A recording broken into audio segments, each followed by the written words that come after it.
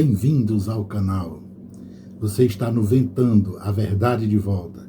Eu sou Valdilen e nós vamos dar continuidade mais um capítulo da análise do que a gente se propôs, que é tentar entender o que é que está por trás, o que de fato ocorre, aonde está a origem, o início do conflito israelo-palestino naquela região ali na faixa de Gaza e na Cisjordânia ocupada. Bom, nós paramos exatamente num pedaço interessante da história que eu falei. Ora, Alexandre e suas conquistas levaram a cultura helênica, né, o classicismo grego, para as regiões ocupadas do Império, e entre essas regiões está exatamente a Palestina. E o que acontece de interessante na Palestina? Ora, no século IV a.C., o Império Macedônico chega à Palestina. Vai acontecer uma coisa muito interessante 3 séculos e pouco depois, né? Mas sem queimar filmes, vamos adiante. O Império Macedônico, ao ser retirado, saiu para a conquista do Império Romano, né?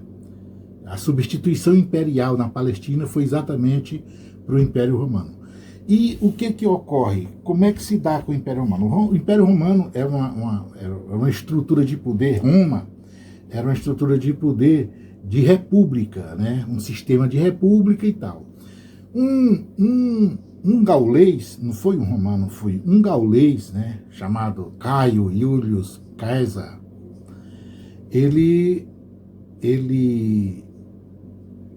depois de grandes vitórias militares, retornou à cidade de Roma e iniciou um processo ali que se chamou a queda da República, né? Uma ditadura. Se tornou aquilo que chamávamos de ditador, né? Na definição romana, inclusive, é um pouco diferente da forma como a gente visualiza hoje, que era uma forma de governo lá. E o que ocorre? Foi assassinado. E ao ser assassinado, quem o substitui é um filho pródigo, um filho de criação, Otávio Augusto. E Otávio Augusto iniciou um processo de acumulação de colônias para o Império. Então, saiu da região da Península Itálica, né? Ocupou o restante de Roma, ocupou o restante da Península Itálica, assumiu ali o norte da África até o Egito, tomou Alexandria, que era fundada pelo grande Alexandre antes do Império anterior, e aí em cima, lá por cima também, para a Turquia, onde hoje é a Turquia, tal, né, Constantinopla, e entrou na Síria, etc. E aí foi bater, tomou de conta da Palestina. Esse império ele vai causar muita coisa, né? São 2 situações. Um era o império que, depois de dividido, viveu 1000 anos, que era o chamado Império Romano do Oriente, né? Um bizantino, capital em Bizâncio, Constantinopla, né? De Constantino. E o outro era o que ficava, o ocidental ficava em Roma, e vai sofrer uma tragédia. Vive em torno de 500 anos. Mas o importante saber é, quando Jesus Cristo nasceu, era o Império Romano que dominava a Palestina.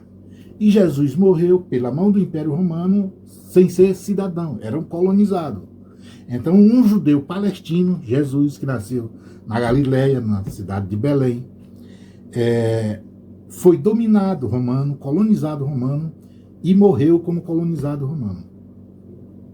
Mas era um judeu palestino, vivia lá. E você vê, não se tinha notícia, não havia os conflitos palestinos-judeus, essa coisa não existia.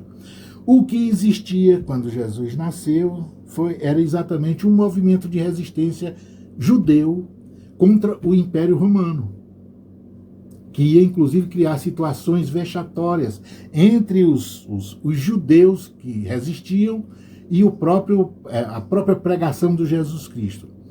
Uma coisa interessante, observe, vamos parar um pouquinho para analisar. Ora,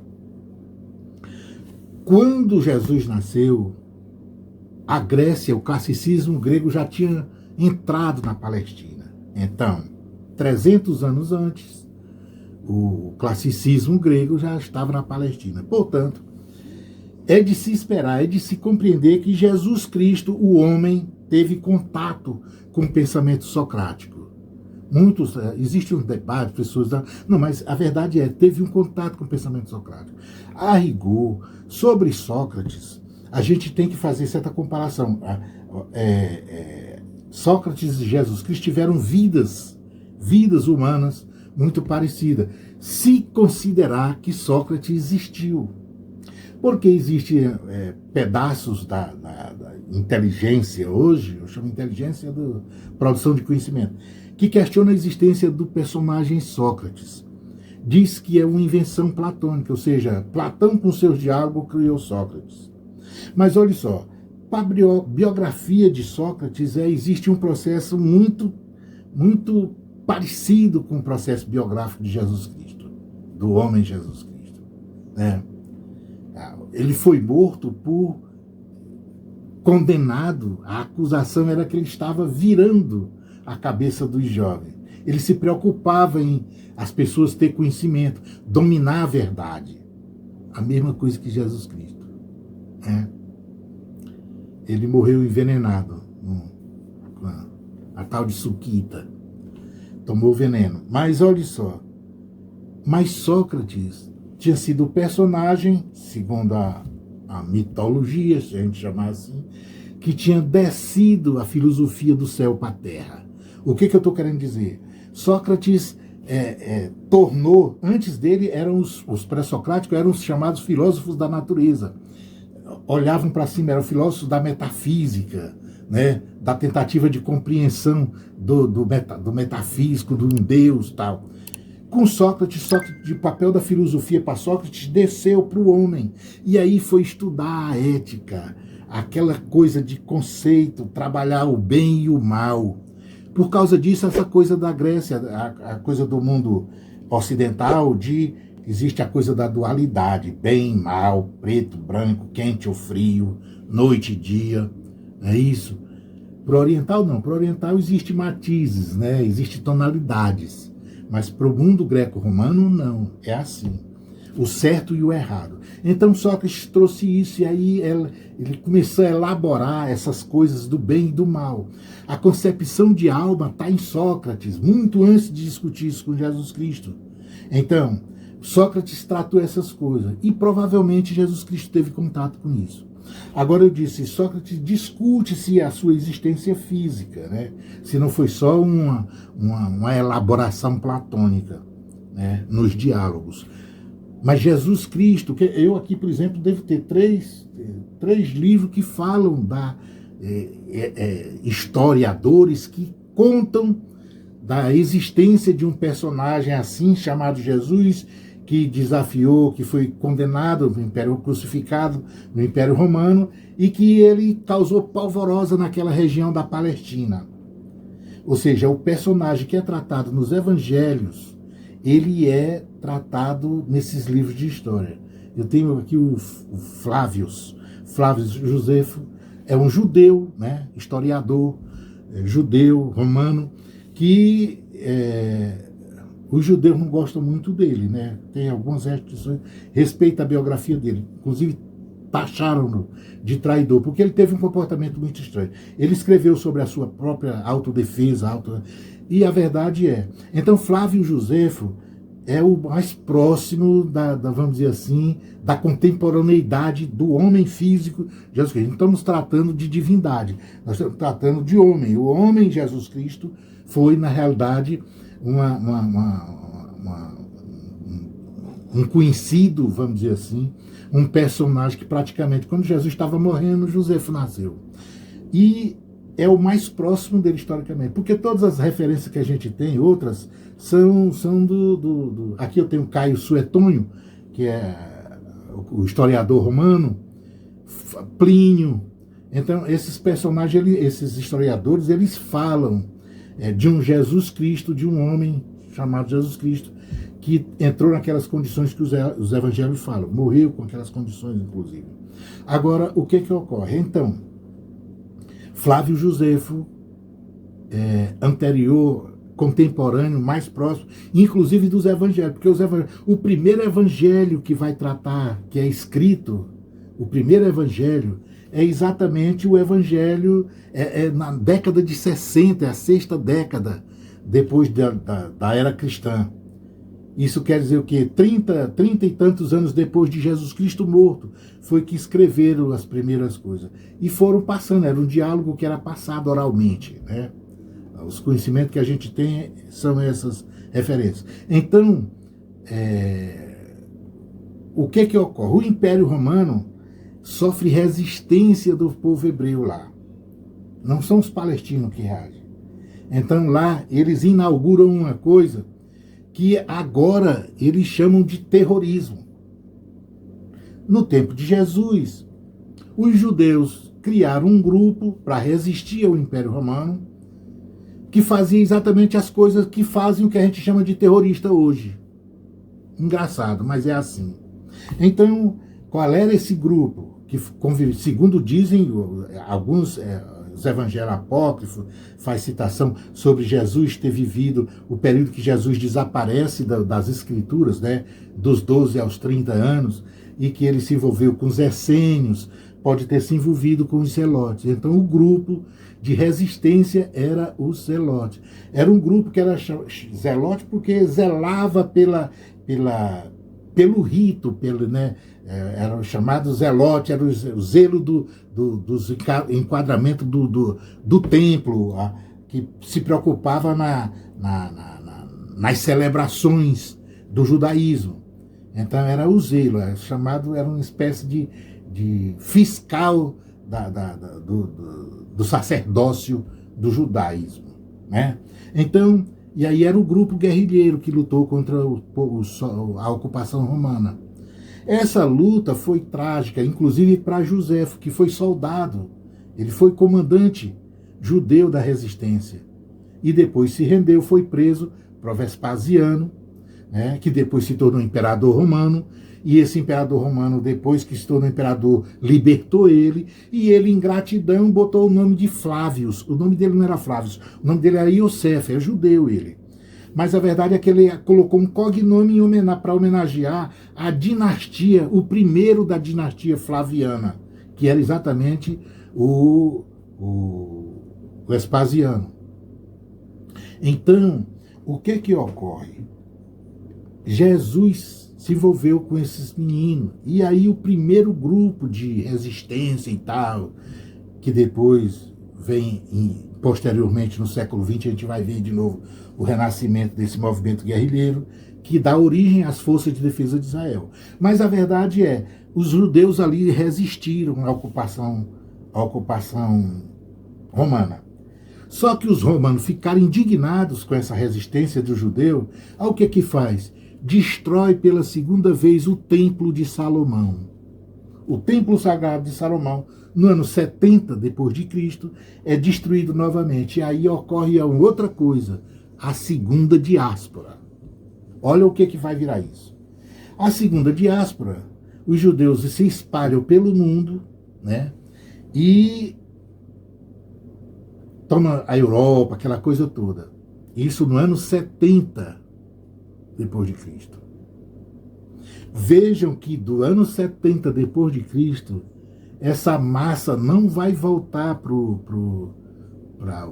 para a Palestina até que haja a chamada declaração do Arthur Balfour, que a gente vai falar no outra apresentação, numa outra análise. A continuação dessa análise a gente vai analisar. Mas o que eu estou querendo dizer é o chamado retorno de volta para a Terra Prometida, para ir desencadear o que está acontecendo agora, que é o que vai desencadear o que está acontecendo agora. Porque até ali, até a ocupação do Império Romano, palestinos e judeus viviam ali e não era o problema na Palestina. A terra estava lá e não era um problema. Viviam como irmãos, não tinha problema. Então vem o Jesus Cristo nasce, o cristianismo nasce, a ocupação romana endurece, queimam o templo de Salomão, os judeus espalham-se pela segunda vez pelo mundo e aí vão ficar 1000 e porrada de anos. Só vão começar a voltar mesmo para ter Estado. Quer dizer, começam a voltar no começo do século XX, mas o Estado só vai aparecer no meio do século XX, não, no meio da década do século XX, 1948. Mas nós vamos chegar lá. O que eu quero que você perceba é o seguinte, olha, até aqui, todo esse tempo, os palestinos nunca deixaram essa terra, sempre viveram lá. Os judeus administravam, cuidavam da sua vida lá.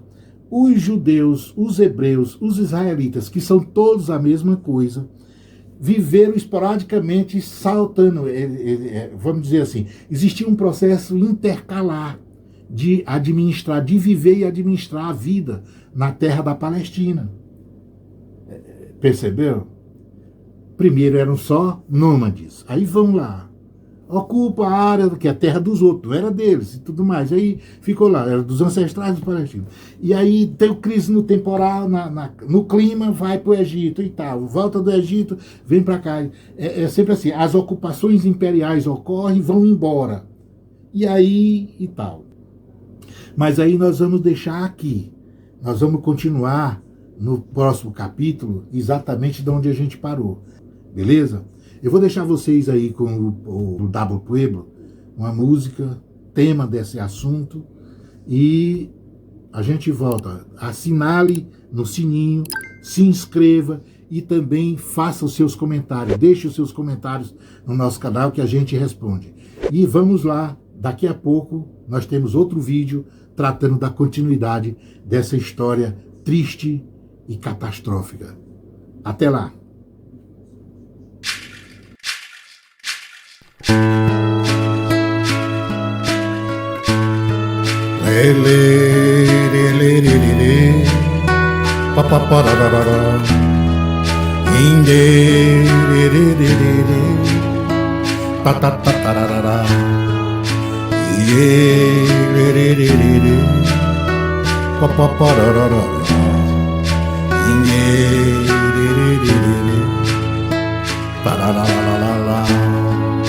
A fonte secando nem peixe nem pão, uma flor murchando, primavera já é, um canto chorando memórias de então, o sono chegando, existência efêmera e o sol poente a estender a sombra, o corpo inocente sob a alfombra, quem te desejar descansa em paz, Guarani Kaiowá, marcando lugar, o aqui jaz, Guarani Kaiowá. Lê, lê, lê, lê, lê, lê, papapararara, inde, lê, lê, lê, lê, lê, patatatararara, iê, lê, lê, lê, lê, lê, papapararara, iê, lê, lê, lê, lê, paralalalala, a fonte secando nem peixe nem pão, uma flor murchando, primavera já é, o choro cantando memórias de então, o sono chegando, existência efêmera e o sol poente a estender a sombra, o corpo inocente sob a alfombra, vem te desejar, descansa em paz, Guarani Kaiowá.